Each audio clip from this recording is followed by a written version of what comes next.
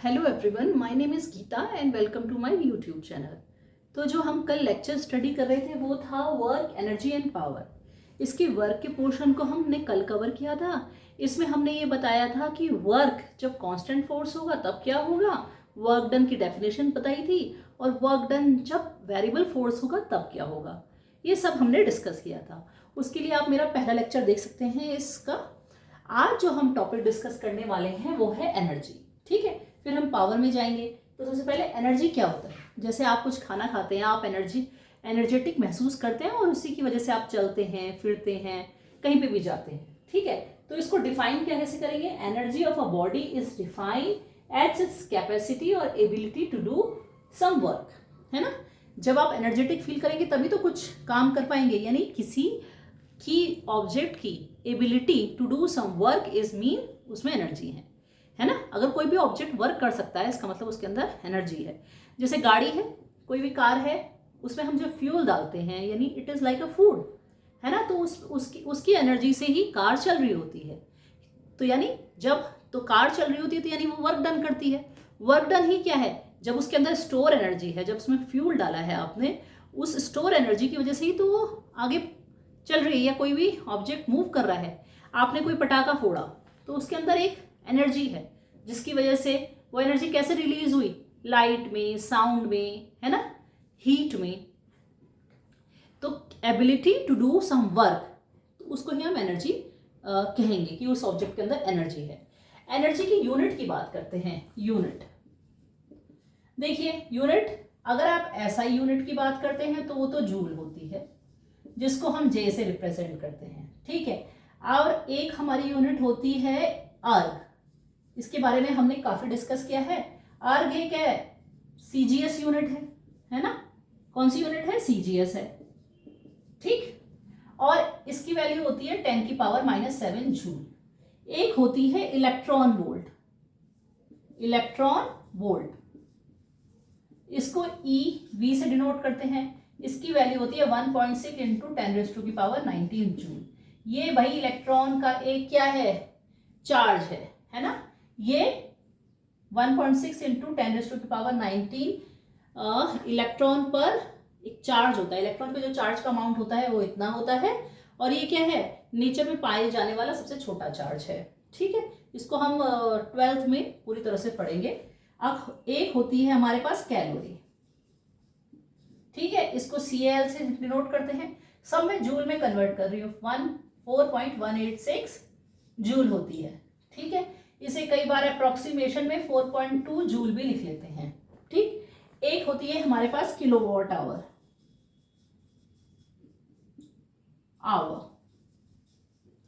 इसको ऐसे डिनोट करते हैं, और इसकी वैल्यू होती है 3.6 इंटू 10⁻6 जूल। इसको आपने अधिकतर देखा होगा, घर में जो मीटर लगे होते हैं उसमें दिखाया जाता है। ठीक है, तो एनर्जी के भी टाइप भी बहुत होते हैं। मैकेनिकल एनर्जी होती है, और कौन सी है, साउंड एनर्जी है, लाइट एनर्जी है, इलेक्ट्रोस्टैटिक एनर्जी है ना। तो केमिकल एनर्जी है। तो एनर्जी के भी क्या होते हैं, कई टाइप होते हैं। अब टाइप तो बहुत सारे हो गए एनर्जी के, लेकिन अभी जो हम टाइप पढ़ेंगे वो सिर्फ पढ़ेंगे मैकेनिकल एनर्जी। मैकेनिकल एनर्जी, ठीक है। अब मैकेनिकल एनर्जी क्या होती है, क्या होती है मैकेनिकल एनर्जी। भाई मैकेनिकल एनर्जी होती है काइनेटिक एनर्जी और पोटेंशियल एनर्जी का सम। जब काइनेटिक एनर्जी और पोटेंशियल एनर्जी को ऐड करेंगे तो हमें मैकेनिकल एनर्जी मिलेगी। अब भाई आपने तो आप पूछेंगे मैम आपने ये तो बता दिया कि काइनेटिक एनर्जी और पोटेंशियल एनर्जी का सम होती है, लेकिन काइनेटिक एनर्जी क्या होती है, पोटेंशियल एनर्जी क्या होती है। तो इसको हम अब पढ़ते हैं कि भाई काइनेटिक एनर्जी क्या होती है और पोटेंशियल एनर्जी क्या होती है। ठीक है, तो उससे आपको मैकेनिकल एनर्जी आप निकाल सकते हैं। अब देखिए काइनेटिक एनर्जी। काइनेटिक एनर्जी, भाई काइनेटिक एनर्जी को K.E से डिनोट करते हैं, और ये क्या होती है, किसी भी ऑब्जेक्ट में अगर कोई मोशन है उसकी वजह से जो उस पर वर्क डन करने की क्षमता है, उसकी कैपेसिटी है कुछ काम करने की, उसको ही हम काइनेटिक एनर्जी कहते हैं। तो ये क्या है? Energy possess bye virtue of its motion, किसी भी ऑब्जेक्ट के मोशन पे, bye virtue of its motion, यानी किसी भी ऑब्जेक्ट में अगर मोशन है तो उस पे काम करने की कोई क्षमता होगी, उसको ही क्या बोलेंगे? काइनेटिक एनर्जी बोलेंगे। तो energy possess by a body by virtue of its motion is known as kinetic energy. अब देखिए, आपके पास एक हैमर है और नेल है ना। अगर आप वॉल में नेल है ना, एक कील को ऐसे लगाना चाहते हैं, उसको नेल को फिक्स करना चाहते हैं, तो आप कह सकते हैं हैमर को पीछे ले जाते हैं और बहुत स्पीड से उस नेल पे मारते हैं। हैमर को पीछे ले गए और बहुत स्पीड से उस नेल पे मारा, तो क्या होता है? नेल दीवार के अंदर चली जाती है ना। तो आप क्या कर रहे हैं? काइनेटिक एनर्जी किसकी? हैमर की। हैमर में मोशन है, तो हैमर के मोशन की वजह से कुछ नेल पे वर्क किया गया, जिससे कि नेल अंदर चली जाती है दीवार की, है ना। तो इसको कैसे बोलेंगे? The amount of work done, है ना, that a moving object do before coming into rest. तो एक मूविंग ऑब्जेक्ट अपने मोशन की वजह से कुछ वर्क करता है रेस्ट में आने से पहले। समझ में आया? जैसे हैमर रेस्ट में आने से, भाई आप नेल पे हैमर से बहुत चोट मारते हैं तो नेल अंदर चली जाती है दीवार के, और हैमर क्या रेस्ट में आ जाता है? आ जाता है, नहीं आ जाता है? तो amount of a work done by a moving object before coming to rest, है ना, ये वर्क डन ही होती है। तो एनर्जी और वर्क डन आपस में चेंज होता है ना। एनर्जी किस में चेंज हो जाती है? वर्क डन में चेंज हो जाती है। तो जितनी एनर्जी है उतना ही वर्क होगा, अगर उस पर डेसिपेटिव फोर्स नहीं है। अभी हम डेसिपेटिव फोर्स की बात नहीं कर रहे हैं, अभी हम सिर्फ कह रहे हैं कि एनर्जी कन्वर्ट हो गई वर्क में। तो काइनेटिक एनर्जी मोशन की वजह से होती है, तो मोशन का पार्ट जरूर आएगा। इसका एक्सप्रेशन होता है हाफ एम वी स्क्वायर, जहां वी क्या है? ऑब्जेक्ट की क्या है? वेलोसिटी है। अब बच्चों ये बताओ, ये स्केलर क्वांटिटी है कि नहीं? एनर्जी हमेशा क्या होती है? स्केलर होती है। स्केलर फिजिकल क्वांटिटी है। स्केलर फिजिकल क्वांटिटी है, इसको आप मेजर कर सकते हैं। स्केलर है, वेक्टर नहीं है, इसमें डायमेंशन नहीं होती। वर्क डन भी स्केलर है। अब आप बताइए, v तो m तो हमेशा क्या होगा? पॉजिटिव ही होगा। मास कभी नेगेटिव देखा है? कि -5 kg उसका मास है, पॉजिटिव ही होता है। वेलोसिटी क्या पॉजिटिव भी हो सकती है और नेगेटिव भी हो सकती है, लेकिन इस वाले केस में वेलोसिटी का स्क्वायर है। अगर भाई नेगेटिव का भी स्क्वायर करोगे तो भी पॉजिटिव होगा। तो काइनेटिक एनर्जी हमेशा ही क्या होगी? पॉजिटिव होगी। क्या होगी? पॉजिटिव होगी, नेगेटिव नहीं हो सकती। अब बताइए इसकी डायमेंशन कितनी है? ये डायमेंशनल फॉर्मूला बताइए। एनर्जी, कोई भी टाइप की एनर्जी और वर्क का डायमेंशनल फॉर्मूला एक ही होता है, एक ही होता है। तो क्या बताया था मैंने? ml2t-2, है ना। इससे भी निकाल सकते हैं, ये तो क्या है? कांस्टेंट है ना। इसका कोई डायमेंशन फॉर्मूला नहीं होगा। m का m और वेलोसिटी का lt-1, इसका स्क्वायर कर लीजिए, ml2t-2। ठीक है, ये इसका डायमेंशनल फॉर्मूला आ गया। ठीक है, तो क्या डायमेंशनल फॉर्मूला है इसका? ml2t-2। अब देखिए, काइनेटिक एनर्जी और मोमेंटम में कुछ रिलेशन होता है। Kinetic energy and momentum relation, क्या रिलेशन है भाई? अब इस काइनेटिक एनर्जी को देखिए, हाफ एम वी स्क्वायर, अगर हम m से मल्टीप्लाई कर दें, m से डिवाइड कर दें, एक्सप्रेशन सेम ही रहेगा। तो ये हो जाएगा half m square v square upon m। ठीक है, ऊपर वाली क्वांटिटी को हम लिख सकते हैं एम वी का होल स्क्वायर अपॉन 2m, और ये एम वी क्या है? p square upon 2m। तो ये काइनेटिक एनर्जी और मोमेंटम का रिलेशन है। ठीक है, तो ये काइनेटिक एनर्जी मोमेंटम का रिलेशन है। अब देखिए, काइनेटिक एनर्जी का एक एग्जांपल मैंने आपको बताया कि हैमर से आप किसी कील को दीवार के अंदर लगा सकते हैं, फिक्स कर सकते हैं, फोटो फ्रेम लगाने के लिए या कुछ भी करने के लिए, जो भी आपके पास है, वॉल क्लॉक लगाने के लिए। अब आपको बताइए, काइनेटिक एनर्जी कहीं और भी देखी है आपने? एक आप स्पीड से एक स्टोन, अच्छा स्टोन आपने एक विंडो पेन के या ग्लास के ऊपर रख लिया, क्या ग्लास टूटता है? नहीं टूटता है। लेकिन अगर आप एक तेज से स्टोन एक ग्लास पे मारते हैं तो ग्लास टूट जाता है। इसका मतलब क्या होता है कि स्टोन में जो स्पीड है यानी उसमें वेलोसिटी है, यानी वेलोसिटी है तो इसका मतलब उसमें काइनेटिक एनर्जी है, यानी स्टोन की काइनेटिक एनर्जी में कुछ वर्क करने की क्षमता होती है, उसमें कुछ कैपेसिटी होती है काम करने की। तो इसलिए क्या है, मूविंग स्टोन में क्या होता है, काइनेटिक एनर्जी होती है। उस काइनेटिक एनर्जी से उसमें वर्क डन करने की कैपेसिटी होती है, ये भी काइनेटिक एनर्जी का। अब आप एक और एग्जांपल देखिए, जैसे विंड जब ब्लो करती है तो विंड मिल है ना, विंड की एनर्जी को हम इलेक्ट्रिक एनर्जी में कन्वर्ट करते हैं, एनर्जी के एक फॉर्म को दूसरे फॉर्म में कन्वर्ट कर सकते हैं, उससे वर्क डन करा सकते हैं। लेकिन अभी हम काइनेटिक एनर्जी की बात कर रहे हैं, तो विंड मिल होती है, उसके जो विंग्स होते हैं, उसके जो ब्लेड्स होते हैं, वो कैसे मूव करते हैं, क्यों मूव करते हैं? काइनेटिक एनर्जी ऑफ विंड की काइनेटिक एनर्जी उसे मूव कराती है। अब हमारा काइनेटिक एनर्जी हो गया, हम पोटेंशियल एनर्जी पे आएंगे, लेकिन उससे पहले काइनेटिक एनर्जी का एक और हमें पार्ट पढ़ना है, वो है वर्क एनर्जी थ्योरम। क्या है? Work energy theorem. Work energy theorem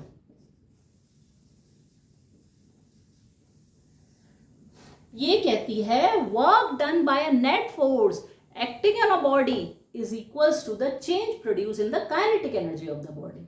इसका मतलब क्या है? Work done by net force है ना, इसमें कोई नेट फोर्स है, एफ नेट है ना, एफ नेट है कोई किसी भी बॉडी पे, है ना, ये भी कोई बॉडी है सपोज, ये है ना, इसकी इनिशियल काइनेटिक एनर्जी के आई है, ये कोई बॉडी है, ये सिस्टम ले लो, है ना, और ये सिस्टम की फाइनल स्टेट है, ये के एफ है। तो एफ नेट इस सिस्टम पे लग रहा है कि उसकी के आई से के एफ काइनेटिक एनर्जी फाइनल होगी। तो ये जो नेट फोर्स है ये कुछ वर्क करेगा, जिसको हम कहते हैं work done by net force. ये डब्ल्यू है, कोई भी है ना, नेट फोर्स, इसमें कई तरह के फोर्स ले सकते हैं, हो सकता है ग्रेविटेशनल फोर्स भी लग रहा हो, टेंशन भी लग रहा हो, फ्रिक्शन भी लग रहा हो, नॉर्मल रिएक्शन, यानी नेट, उन सब फोर्सेस का नेट, जितने भी फोर्स लग रहे हैं इस ऑब्जेक्ट पे उसका नेट अगर हम ले, और work done by net force, इस नेट फोर्स के द्वारा ये वर्क कर रहा है। डब्ल्यू ऑल में सारे फोर्स इंक्लूड हो गए, उसमें आपका ग्रेविटेशन भी हो गया, ग्रेविटेशनल फोर्स भी है, उसमें हो सकता है फ्रिक्शन भी हो, उसमें हो सकता है टेंशन भी हो, उसमें हो सकता है इलेक्ट्रोस्टैटिक भी हो। भाई किसी ऑब्जेक्ट पे बहुत सारे फोर्स लग सकते हैं, है ना, नॉर्मल रिएक्शन भी हो, तो वर्क डन इस हो सकता है। अब आपको डब्ल्यू ऑल कैसे निकालना पड़ेगा? आपको ग्रेविटेशन का निकालना पड़ेगा, फ्रिक्शन का भी, सबको ऐड करना पड़ेगा फिर। तो work done by net force is equals to change in kinetic energy, है ना, work done by net force on a body is equals to the change produce in the kinetic energy. इसको हम delta के से denote करते हैं। तो work done by all forces means net, जो भी नेट, टोटल नेट फोर्स, पहले आप अलग अलग फोर्सेस लेंगे, उनका नेट लेंगे, और वो नेट फोर्स जितने वर्क कर रहे हैं वो चेंज है ना काइनेटिक एनर्जी के इक्वल होगा। Work done by net force acting on a body is equals to change produce in the kinetic energy, यानी इनिशियल काइनेटिक एनर्जी क्या आई है ना, और इस पे कुछ काम हो गया सिस्टम पे, बहुत सारे फोर्सेस ने इसकी या तो काइनेटिक एनर्जी बढ़ा भी सकता है, घटा भी सकता है ना, तो इस सिस्टम यहां से यहां आ गया, यानी के आई काइनेटिक एनर्जी से इसकी काइनेटिक एनर्जी के एफ हो गई। तो हम कह रहे हैं के एफ और के आई का माइनस होगा, वो इक्वल होगा work done by all forces, यानी net forces, work done by net forces.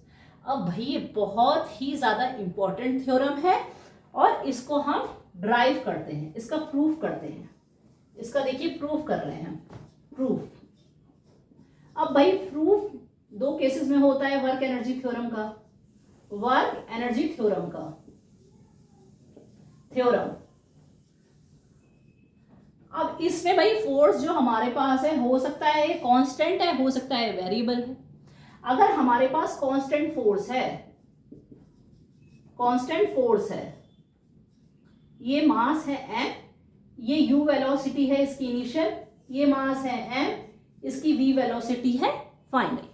तो भाई अगर इसकी, अब हमने बोला है कि work done by net force is equals to kf minus ki होगा, होगा कि नहीं होगा इनिशियल।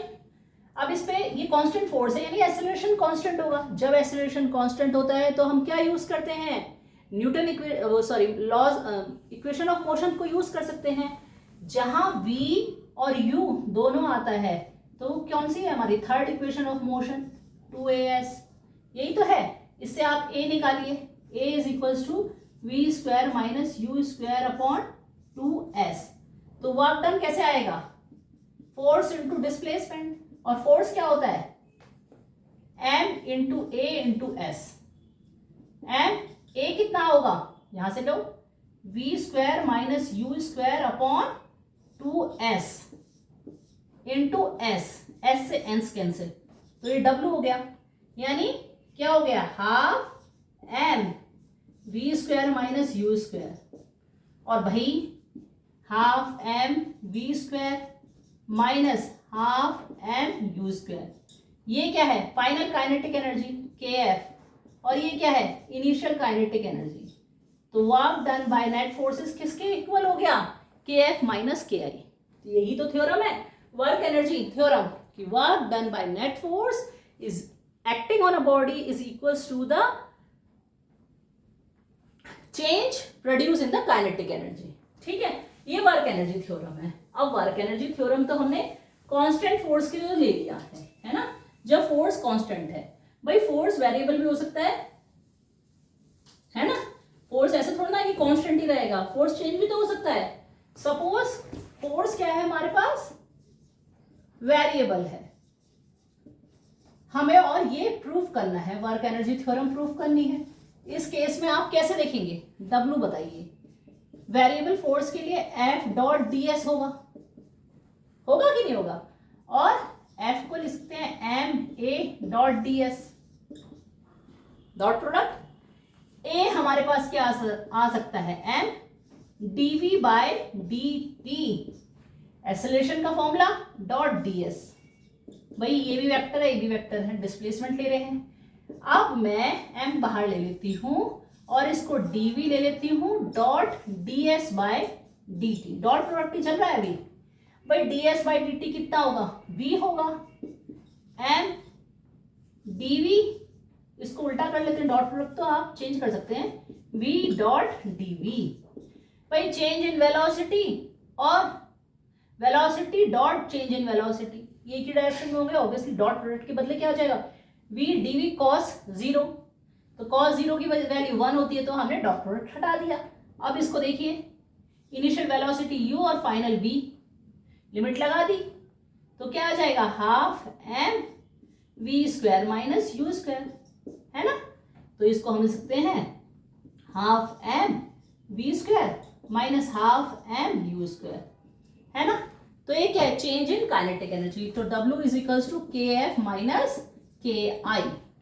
तो ये वर्क एनर्जी थ्योरम हमारी क्या हो गई, प्रूफ हो गई। किसके लिए, जब हमारे पास फोर्स क्या है, कांस्टेंट नहीं है, वेरिएबल है। एक एनसीईआरटी का क्वेश्चन करते हैं, उससे आपको ज्यादा क्लियरिटी आएगी। क्वेश्चन ये है एनसीईआरटी का, आई थिंक ये 6.2 है एग्जाम्पल का। ये रेन्स फॉल हो रही है, ऐसे रेन ड्रॉप, और कितनी हाइट से हो रही है, 1 किलोमीटर, यानी ये 1 किलोमीटर हाइट है, और ये हमारे पास ग्राउंड है, ठीक है। और जब रेन ड्रॉप का मास कितना है, एक रेन ड्रॉप का मास है 1 ग्राम, और जब ये ग्राउंड को टच करती है तब इसकी वेलोसिटी हो जाती है 50 मीटर पर सेकेंड। क्या हो जाती है, 50 मीटर पर सेकेंड हो जाती है। तो जब ये ग्राउंड पे आती है तो भाई एयर में भी तो एक रेसिस्टिव फोर्स लगाएगी, तो इस पे एक रेसिस्टिव फोर्स भी लगता है, ग्रेविटेशनल फोर्स भी लगता है। ऑब्वियसली रेसिस्टिव फोर्स करेगा इसको ऊपर डायरेक्शन में होगा, और ग्रेविटेशनल फोर्स नीचे डायरेक्शन में होगा। तो हमें बताना है work done due to gravity और work done due to resistive force.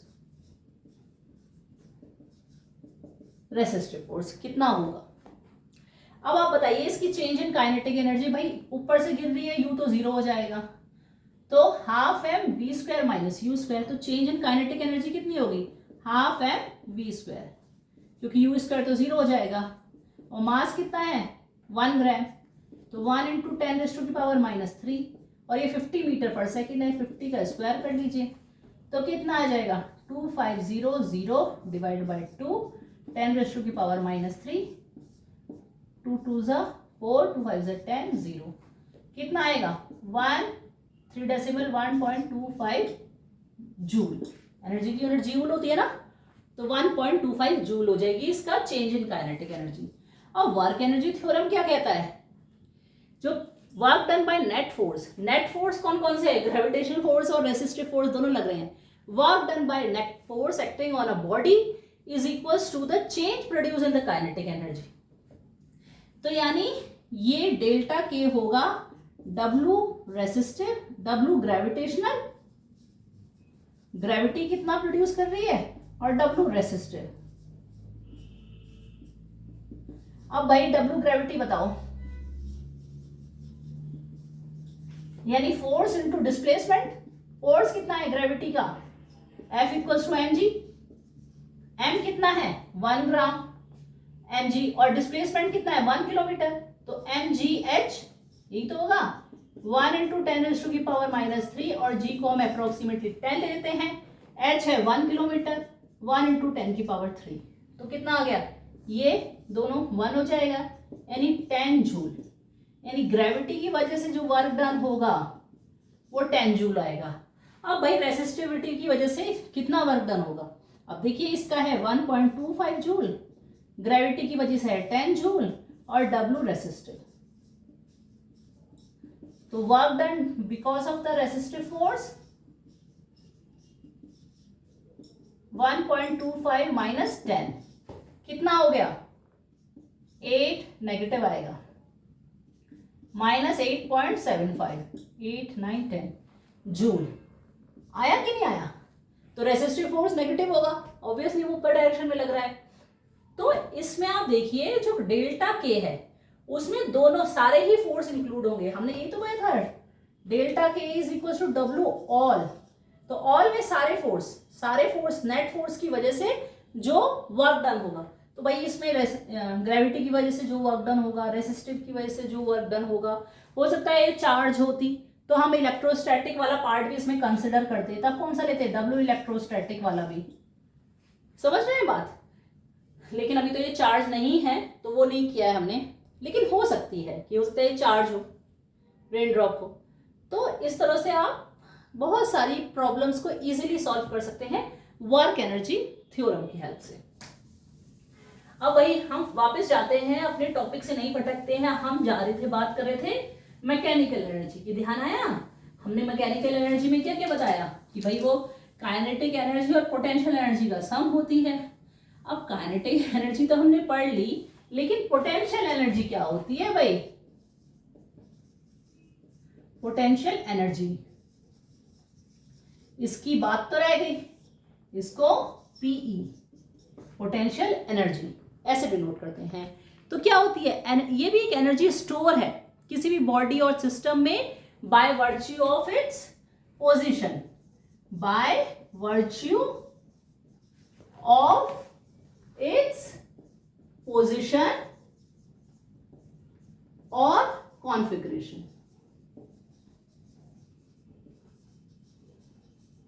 है ना? जैसे पानी अगर ग्राउंड पे है और यहां आपने डैम में, आप क्या करते हैं? डैम में क्या करते हैं आप? डैम में वाटर को कहां ले जाते हैं? एक हाइट पे ले जाते हैं, रिजर्वायर में, है ना? तो आप क्या है, उसकी पोजीशन, रिजर्वायर में पोजीशन, यहाँ पर बहुत सारा पानी भर देते हैं और पानी गिरता है और यहाँ क्या ब्लेड्स को घुमाता है, उससे इलेक्ट्रिसिटी प्रोड्यूस होती है। तो वाटर की पोजीशन की वजह से, है ना, उसमें क्या एक स्टोर हो जाती है एनर्जी, है ना?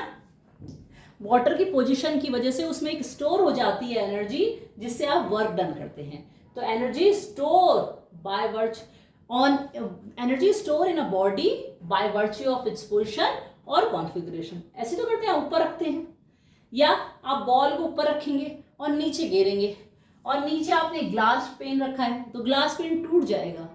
क्यों? क्योंकि आपने जब ऊपर रखा है तो यहां पर से नीचे आने में वर्क डन करेगा।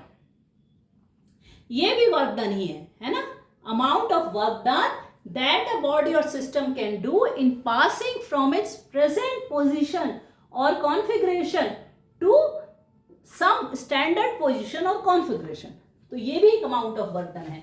जैसे हमने काइनेटिक एनर्जी में बोला था कि amount of work done by a moving object before coming to rest.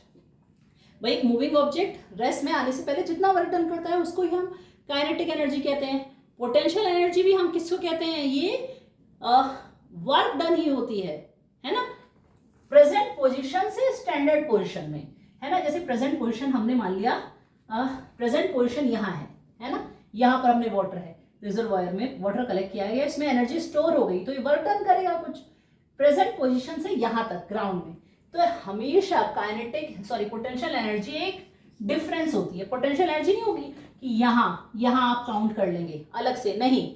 Potential energy होती है रेफरेंस पॉइंट से। ये आपका रेफरेंस पॉइंट है, रेफरेंस पॉइंट से यानी प्रेजेंट पोजीशन से रेफरेंस पोजीशन के बीच का डिफरेंस ये है ना। तो वर्क डन बाय अ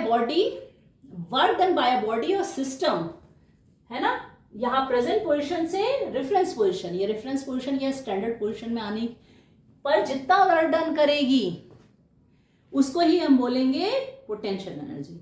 इसको डेल्टा यू से डिनोट करते हैं। बच्चों हमेशा ध्यान रखना, पोटेंशियल एनर्जी हमेशा एक डिफरेंस होती है। जैसे हम बोलते हैं वोल्टेज, वोल्टेज भी एक टाइप का पोटेंशियल एनर्जी ही है, लेकिन हम वोल्टेज ऐसे नहीं बोलते, हम बोलते हैं उसका पूरा नाम है वोल्टेज डिफरेंस। ये आप 12th में पढ़ेंगे, ठीक है? तो रेफरेंस पॉइंट की जो पोजीशन पोटेंशियल एनर्जी होती है उसको अधिकतर हम जीरो कंसिडर करते हैं। जैसे धरती पे यानी अर्थ के सरफेस पे जो पोटेंशियल एनर्जी होगी उसको हम जीरो कंसिडर करेंगे, और इलेक्ट्रोस्टैटिक केस में इन्फिनिटी पर, है ना, उसमें इन्फिनिटी की बात होती है, इन्फिनिटी पर हम पोटेंशियल एनर्जी जीरो कंसिडर करते हैं। अब भाई पोटेंशियल एनर्जी के भी बहुत सारे टाइप होते हैं। फर्स्ट है ग्रेविटेशनल पोटेंशियल एनर्जी। दूसरी होती है इलास्टिक पोटेंशियल एनर्जी। तीसरी है आपकी इलेक्ट्रोस्टैटिक, इसको स्प्रिंग भी बोल देते हैं बच्चों कई बार, है ना? और ये क्या होती है? इलेक्ट्रोस्टैटिक। अब बताइए ग्रेविटेशनल पोटेंशियल एनर्जी किसे कहेंगे? जो एनर्जी स्टोर होगी किसी ऑब्जेक्ट में because of the earth gravity, है ना? Earth gravity. Elastic potential energy किसे कहेंगे? जैसे आप किसी इलास्टिक स्प्रिंग को खींच लेते हैं, है ना, उसमें क्या एक्सपेंशन हो जाएगा या कंप्रेशन हो जाएगा, यानी उसकी चेंज हो जाएगी, है ना, उसकी स्टेट चेंज हो जाएगी। उसकी वजह से भी स्प्रिंग में क्या होती है? पोटेंशियल एनर्जी स्टोर हो जाती है, जिसको स्प्रिंग पोटेंशियल एनर्जी या इलास्टिक पोटेंशियल एनर्जी कहते हैं। इलेक्ट्रोस्टैटिक पोटेंशियल एनर्जी, ये क्या होता है? इंटरेक्शन बिटवीन चार्ज की वजह से जो स्टोर एनर्जी होती है उसको हम इलेक्ट्रोस्टैटिक पोटेंशियल एनर्जी कहते हैं। अब एक बहुत ही अच्छा एक्सप्रेशन आप ध्यान रखिए, जो चेंज इन पोटेंशियल एनर्जी होता है वो इक्वल होता है negative of work done by conservative force. Conservative force, है ना? Negative of work done by conservative force. ये बहुत ही इंपॉर्टेंट एक्सप्रेशन है, और ये आपकी 11 से शुरू होते हुए जो 12th, ग्रेजुएशन, पोस्ट ग्रेजुएशन, हर जगह इसका काम होता है। अब भाई इसमें कंजर्वेटिव फोर्स को पढ़ना पहले बहुत जरूरी है, तो पहले मैं आपको कंजर्वेटिव फोर्स पढ़ाते हैं, फिर उसके बाद फिर से हम पोटेंशियल एनर्जी के कॉन्सेप्ट पे आएंगे, ठीक है? देखो फोर्स भी दो टाइप के होते हैं, कंजर्वेटिव फोर्स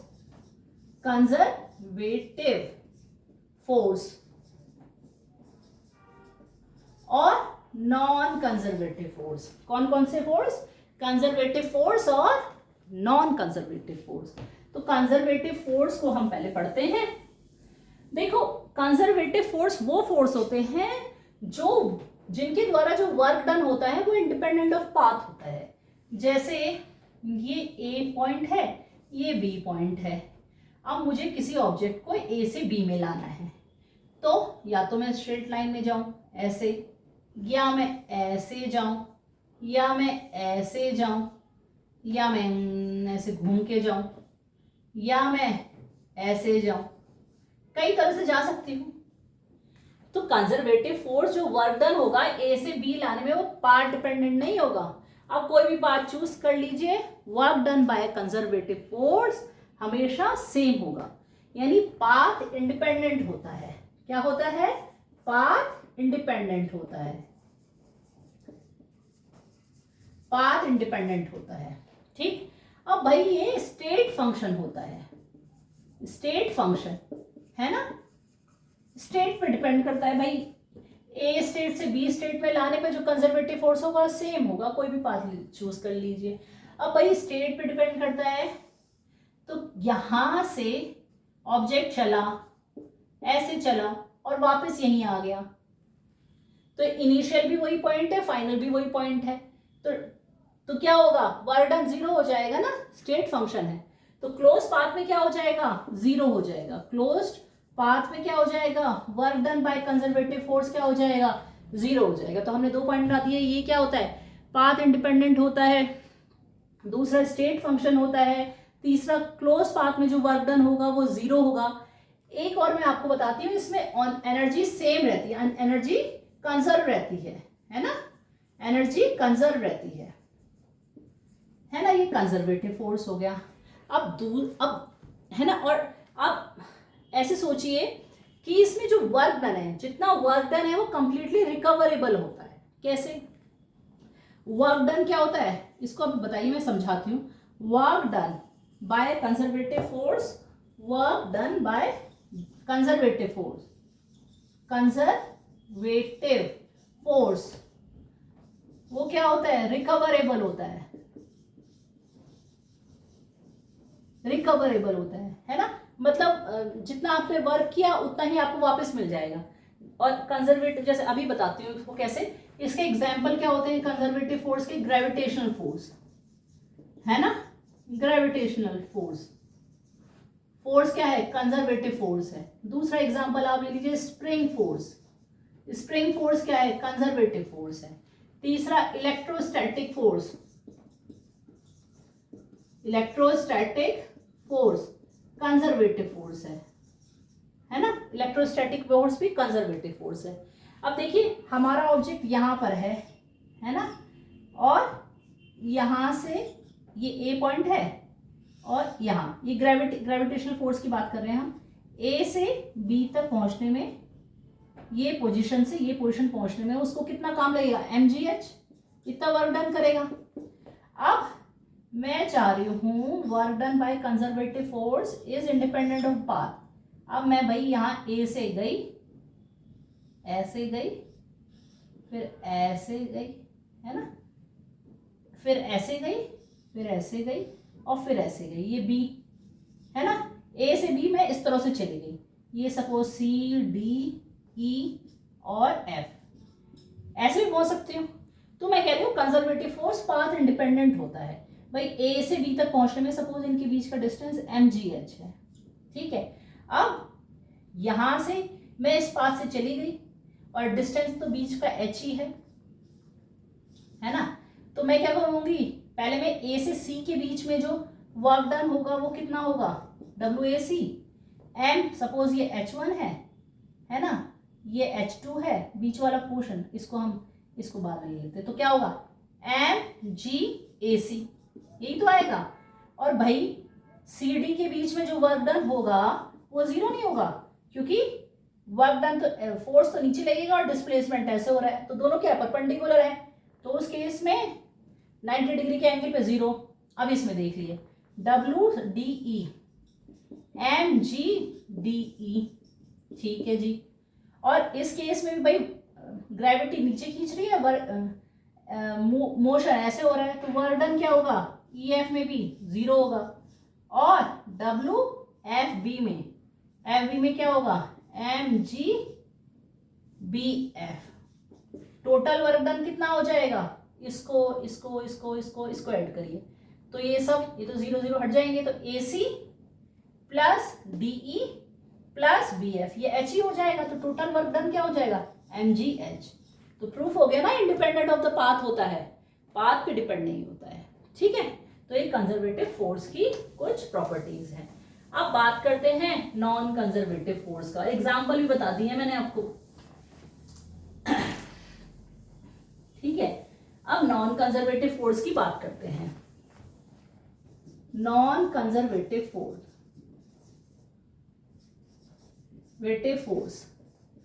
भाई बच्चों, non conservative force conservative force के अपोजिट होते हैं, है ना। पाथ डिपेंडेंट होते हैं, है ना, पाथ डिपेंडेंट।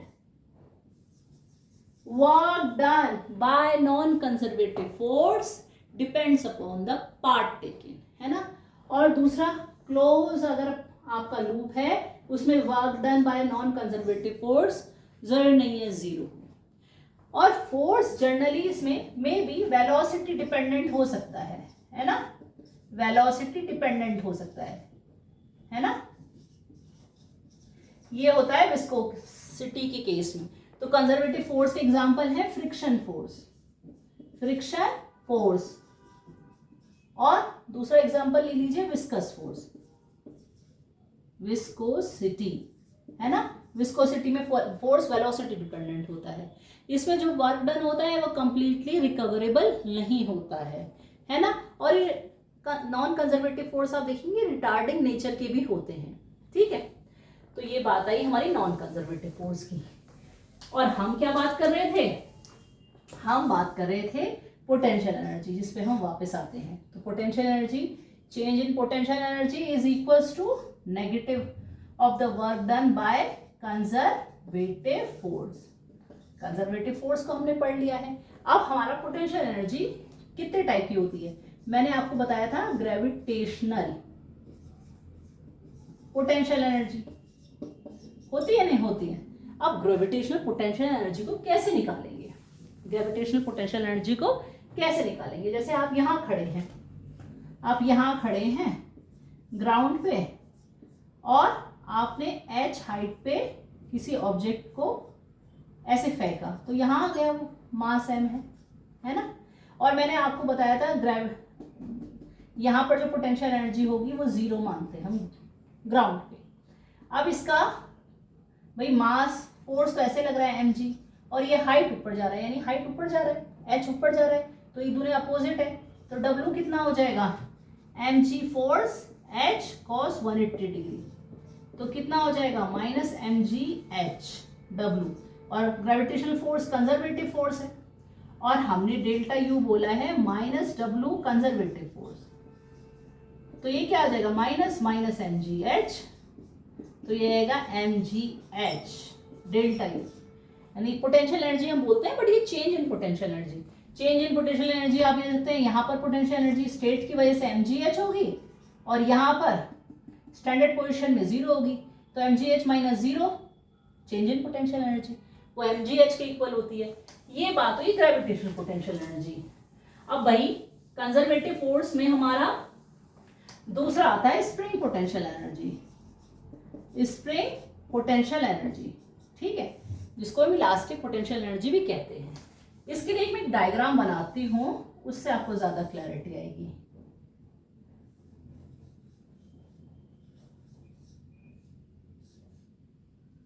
दूसरा ऐसे होगा, एक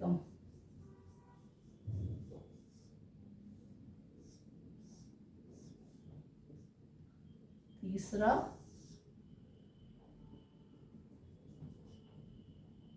कंप्रेशन में ले लीजिए, कंप्रेशन में ले लीजिए।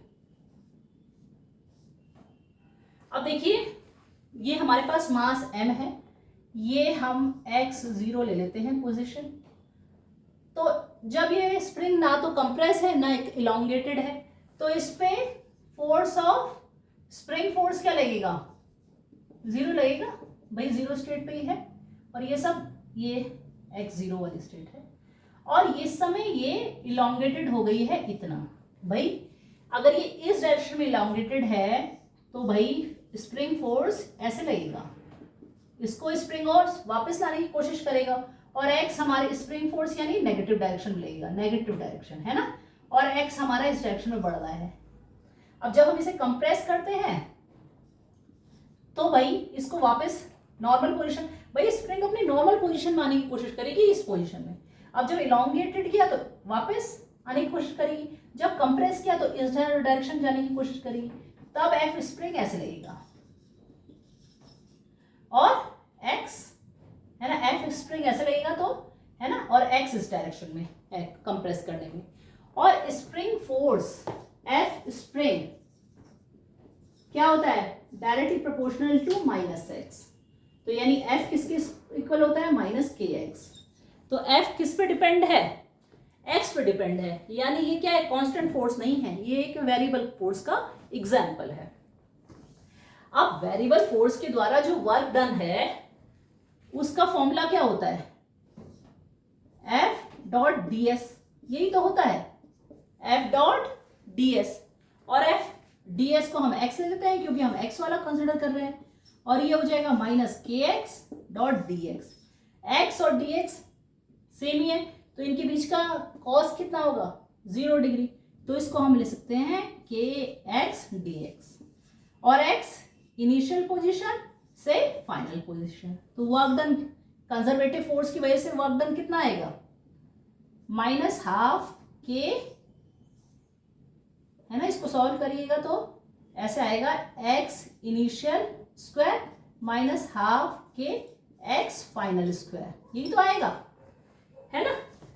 तो इसको हम W आ गया, और हमने क्या बताया, delta U is equals to minus W conservative, और स्प्रिंग फोर्स कंजर्वेटिव फोर्स है, तो हम इसको ऐसे लिख सकते हैं हाफ के x final square minus half के एक्स इनिशियल स्क्वायर। और भाई इनिशियल पोजीशन मैंने बताया था, रेफरेंस पोजीशन हमेशा हम क्या कहते हैं, 0, तो यहाँ पर एक्स आई क्या है, इनिशियल पोजीशन 0 है, तो इसको 0 कर लीजिए, इसको x ले लीजिए, सिर्फ हाफ के एक्स स्क्वायर, यानी स्प्रिंग के केस में जो पोटेंशियल एनर्जी आएगी वो हाफ के एक्स स्क्वायर आएगी। आया कि नहीं आया समझ में। तो ये हमने कंजर्वेटिव फोर्स के थ्रू हमने जो पोटेंशियल एनर्जी है उसके कॉन्सेप्ट को पूरी तरह से सीखा है। ठीक, तो आज के लेक्चर में हम बस इतना ही करते हैं। कल के लेक्चर में हम मैकेनिकल एनर्जी का कंजर्वेशन देखेंगे कि मैकेनिकल एनर्जी कंजर्व कैसे होती है, और उस पे बेस कुछ प्रॉब्लम भी सॉल्व करेंगे। आई होप आपको लेक्चर पसंद आया होगा। आपको प्लीज़ अगर लेक्चर पसंद आ जाता है तो उसे ज़रूर से लाइक कर दीजिए, इससे मेरा मोटिवेशन लेवल बढ़ता है और मुझे और प्रेरणा मिलती है ऐसे लेक्चर लाने की। तो बस आज के लिए इतना ही, कल के लेक्चर में मिलते हैं, पढ़ते रहिए। Thank you so much.